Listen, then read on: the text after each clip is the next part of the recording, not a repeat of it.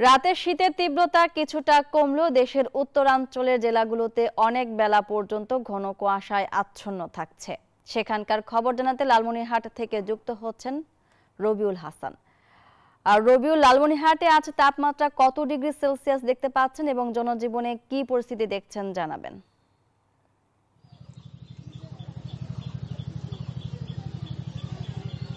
ধন্যবাদ মনি, আপনি যেমনটি বলছিলেন এখন কিন্তু সকাল 9টা পেরিয়ে গেলেও কিন্তু সূর্যের মুখ দেখা মিলছে, কিন্তু তাপপ্রবাহ খুব কম রয়েছে এবং কুয়াশায় কিন্তু এখনও আচ্ছন্ন রয়েছে। কুয়াশায় রাস্তাঘাট ঢাকা রয়েছে। একটু যদি ক্যামেরার চোখে দেখায় যে এখনও কুয়াশা আচ্ছন্ন রয়েছে এবং আছে এবং এখানকার মানুষের কিন্তু একটু হলো শীতের তীব্রতা একটা কম হলেও কিন্তু এখনও শীত কাটেনি এবং কনকনে ঠান্ডা কিন্তু বিরাজ করছে।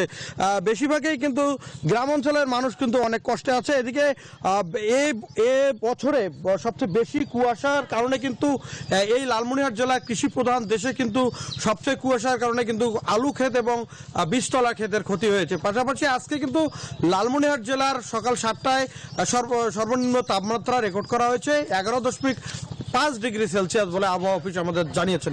পাশাপাশি এই মাঘ মাস জুড়ে শীত থাকবে আবহাওয়া অফিস জানিয়েছেন। এদিকে কিন্তু তিস্তা ও ধরলা নদী পাড়ের মানুষের কিন্তু শীতের তীব্রতা রয়েছে।